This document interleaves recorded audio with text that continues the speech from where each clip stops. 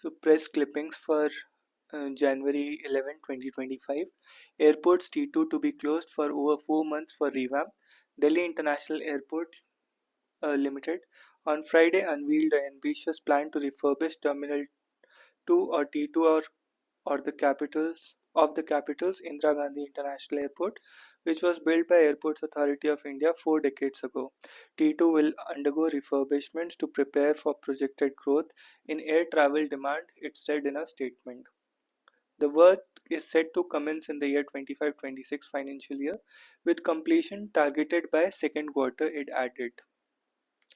According to Dial, the refurbished terminal it will see 6 passenger boarding bridges sourced from South Korea, which will be operated with autonomous docking technology for the first time in India. These bridges will also have elevated ramps for wheelchair accessibility, swing doors for better operator safety, and cushioned side covers for added aesthetics and safety. It further added that aesthetic improvements of to T2 will include installation of modern ceilings and skylight designs contributing to a more welcoming ambience.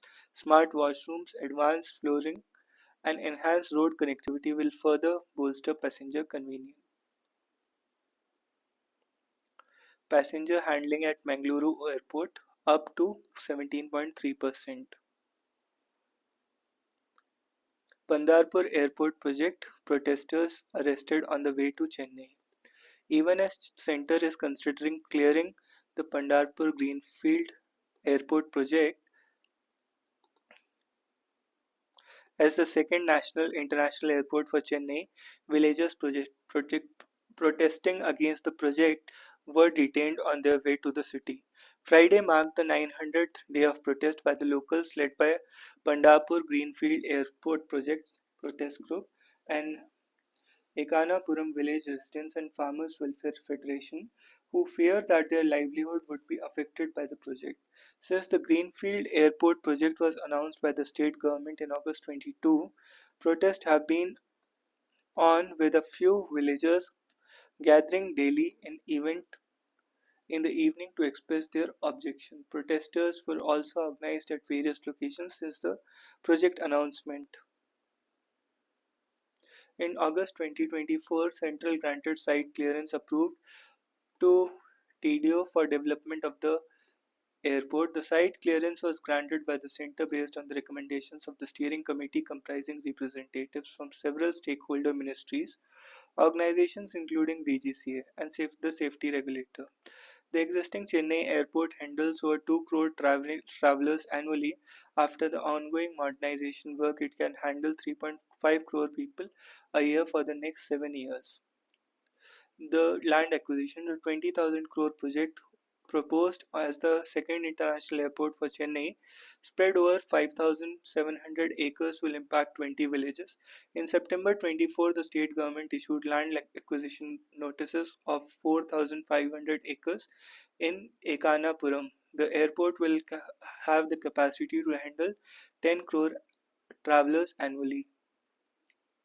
Mumbai Airport will not park private planes from 2025 end. Chartered and private aircraft will not be allowed to park at Mumbai Airport starting from the fourth quarter. This move is to limit gradually and shift all non-scheduled flights from Mumbai to Navi Mumbai Airport to improve operational efficiency and reduce congestion at Mumbai Airport.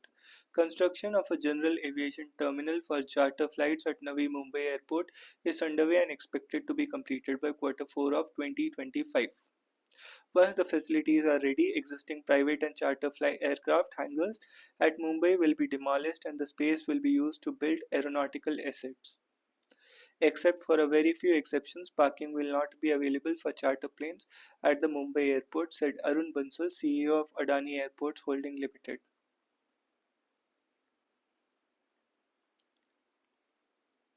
At present, there are 20 to 25 parking bays for non-scheduled operators in Mumbai Airport. In addition to hangars, Mumbai Airport sees around 970 to 990 flight movements daily. These include 40 to 60 charter flights. Last year, Civil Aviation Ministry directed the airport operator to reduce peak hour movements from 46 to 44 flights to ease congestion. Shifting all non-scheduled flights to Navi Mumbai Airport will further reduce flight delays.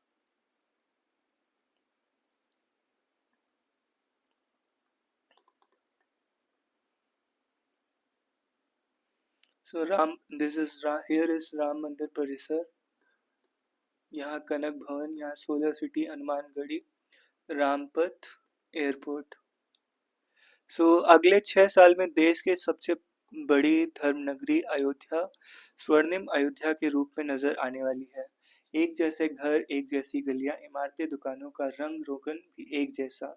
सैकड़ों होटलें, homestay, solar city, चारों तरफ आधुनिक highway, ring road, हवाई मार्ग से 24 घंटे national international connectivity. Ayodhya में 1 लाख करोड़ रुपए का ये काम 2031 तक पूरे होने हैं. इसके बाद यहाँ एक दिन में 10 से 13 लाख श्रद्धालु रुक सकेंगे.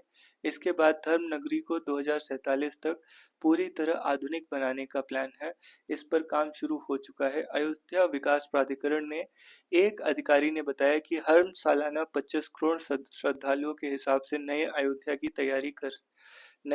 तैयार कर रहे हैं. 2031 तक सरयू नदी के एक तरफ बसी पुरानी अयोध्या को नए सिरे से तैयार कर रहे हैं. फिर नदी को उस पार आधुनिक नगरी बनाएंगे. एनटीपीसी प्रबंधक प्रवीण कुमार ने बताया 165 एकड़ में सोलर प्लांट लग रहा है जो 100 मेगावाट बिजली रोज बनाएगा. अभी 40 मेगावाट बना रहा है. अभी अयोध्या शहर 102 वर्ग किलोमीटर में है जो 2031 तक 800 वर्ग मीटर हो जाएगा. इनमें 32 वर्ग मीटर का मूल शहर होगा. इसके लिए 300 से ज्यादा गांव जोड़ेंगे. अभी अयोध्या एयरपोर्ट राम मंदिर से करीब 13 किलोमीटर आउटर में है, लेकिन 6 साल बाद यह शहर के बीच में नजर आएगा. हर एंट्री पर टीएफसी. 2031 तक जब आप अयोध्या आएंगे तो जिस हाईवे से धर्मनगरी में प्रवेश करेंगे वह भव्य द्वार होंगे. हर द्वार पर के पास 5.5 हेक्टेयर में टीएफसी ट्रैफिक फैसिलिटी सेंटर बनेंगे. इनमें 500 से 1000 लोग को रुकने के लिए डॉर्मेट्री, किचन, लॉकर, पार्किंग सुविधा होगी. एयरपोर्ट के 15 किलोमीटर दायरे में परिधि घुसपैठ जांच प्रणाली होगी लागू. क्यूआरटी कर्मियों के लिए एयरसाइड पर शौर्य बैरक 20 से होगा शुरू. जबलपुर एयरपोर्ट अथॉरिटी ने जल्द ही परिधि घुसपैठ पहचान प्रणाली शुरू करेगा. इसका दायरा एयरपोर्ट के 15 किलोमीटर परिधि होगा. इस नई परिधि घुसपैठ पहचान प्रणाली का उद्देश्य 15 किलोमीटर एयरपोर्ट की परिधि से सुरक्षा उल्लंघन को रोकना है. यह प्रणाली उन्नत फाइबर ऑप्टिक सेंसर, लेजर दीवारें, एक ग्राउंड आधारित रडार, वीडियो निगरानी और एनालिटिक्स का उपयोग करती है. पीआईडीएस के पास कोई भी हलचल होने पर कमांड एवं कंट्रोल सेंटर पर तुरंत अलर्ट पहुंचता है. पीआईडीएस संभावित घुसपैठियों को हल्का कम वोल्टेज वाला बिजली का झटका गैर घातक भी देगा. पीआईडीएस का प्राथमिक उद्देश्य घुसपैठियों और घुसपैठ को चित्रित करना और त्वरित प्रभाव से सुरक्षा कर्मियों को इस संबंध में अलर्ट करना है ताकि वे संभावित खतरों पर जल्दी एवं प्रभावी ढंग से कार्यवाही ले सके. अलर्ट पाते ही नियंत्रण कक्ष तुरंत हरकत में आ जाएगा और घुसपैठ वाले स्थान पर सटीक निर्देशांक प्राप्त करेगा. इस स्थान को फोटो और वीडियो कैमरा से आसानी से देखा जा सकेगा. नई प्रणाली एयरपोर्ट पर रियल टाइम सर्वेलेंस को बढ़ाएगा. No animal slaughter within 10 kilometers of NMIA. With the Navi Mumbai International Airport set to inaugurate on April 17th, The state, through government resolution, has initiated requisite safety measures for flight operations in the projected area. As per the government resolution, slaughter or flaying activities are banned in 10-kilometer radius of the aerodrome reference point. There can be no slaughter meat shops or depositing of garbage or pollutants in the region. The urban development has also formed a high-level aerodrome environment management committee headed by SIDCO managing director and other top government officials to enforce norms are followed and reviewed constantly. The member secretary of the committee is Chief Executive Officer of NMIA. As per the government order, committee will ensure that the provisions of Aviation Act are adhered to. The act prohibits slaughter of animals, disposal of their skins or remains, dumping of garbage and other polluting hazards within radius of 10 kilometers from the scenic point of an airport. The committee shall strictly follow the said instructions or rules and shall take action or measures taking into consideration the issued by Ministry of Civil Aviation on Environment from time to time. It will take decisions on measures to maintain environmental cleanliness in an area of 10 to 15 km around the airport. With the 40-kilometer flyers in 2014, 20 correction with over 40-meter flyers in 2024, Kempagoda International Airport enters larger airport club. Kempagoda International Airport achieved a new milestone by clocking a footfall of 40.7 million passengers in 2024, making a 9.5% increase in the passenger traffic compared to the previous year. With this, KIA has met the Airport Council's international parameters for it to be placed in the list of world's larger airports. Referring to increase in passenger traffic, Bangalore's International Airport Limited has said in a statement this growth was complemented by a significant surge in daily air traffic movements and the launch of several new domestic and international routes. KIA added 11 new domestic and 4 international routes in 2024. SpiceJet to bring 10 planes back to service amid dip in operations. The return of these planes will boost carrier's fleet to 38 aircraft.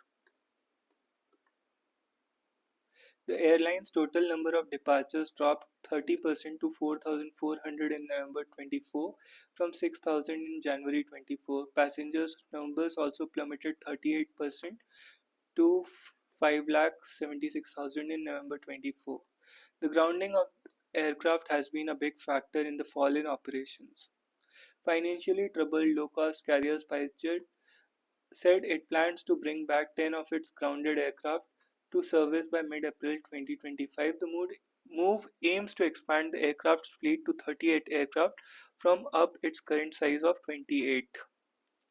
The new additions will include 4 Boeing 737 MAX aircraft, while remaining units will be sourced from an airline's fleet of Boeing 737 and Q400s. According to data from DGCA, the airline's total number of departures dropped 30%. Unbundling returns. Where will uh, low fare airlines stop?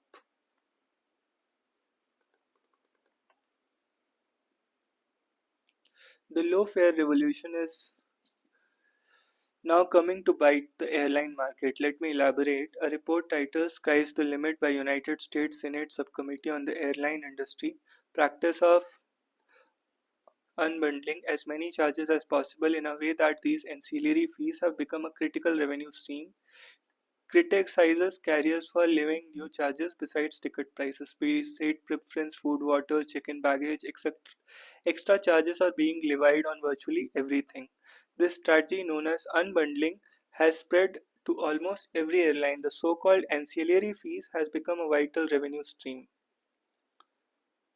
It is well known that low fare airlines in India too have increasingly piled up on similar ancillary charges on flights. More recently, there was an uproar when airlines started charging the seat selection when one checks in through the web. Earlier, only seats as an that had an extra space as the first row or emergency were chargeable. But of late, Indigo and others following its lead have started charging 450 and above for any aisle or window seat on the aircraft.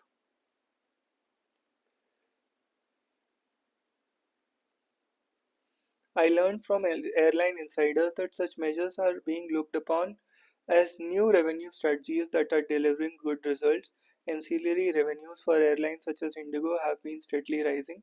Its ancillary revenues have grown as faster clip than its passenger ticket revenues, grew by 21% year on year, reaching a sizable of 1800 crore and accounted for 2.6% of total revenue. This strategy is something not new in the sector. As far as 2005-6, low-fare airlines had started charging for water served on flights by offering small mineral water bottles. This led to massive uproar. Flyers in India and the DGCA mandated that all airlines must serve water for free on flights, now served in paper cups that barely hold a single gulp of water. In 2005-6, airlines had also started levying a charge for wheelchair assistance, which was decided after the safety regulator intervened. The question arises where the line is to be drawn on such practices. Although not yet a practice in India, many low fare airlines around the world charge for checked in baggage, and every extra kilo is chargeable. If the airlines charge for every extra kilo carried on board, why shouldn't a passenger body weight be taken into account? I can argue that passengers sitting on the seat next to me weighs at least 25 kilograms more than me and should pay accordingly.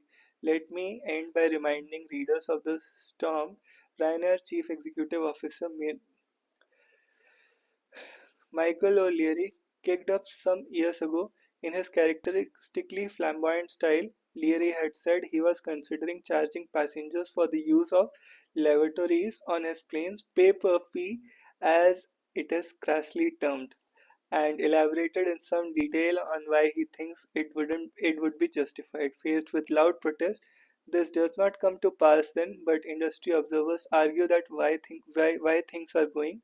Leary might have been prescient, with airlines in India and globally looking to squeeze any revenue they can out of a growing yet voiceless and hapless cohort. This ridiculously sounding day may be closer than we think.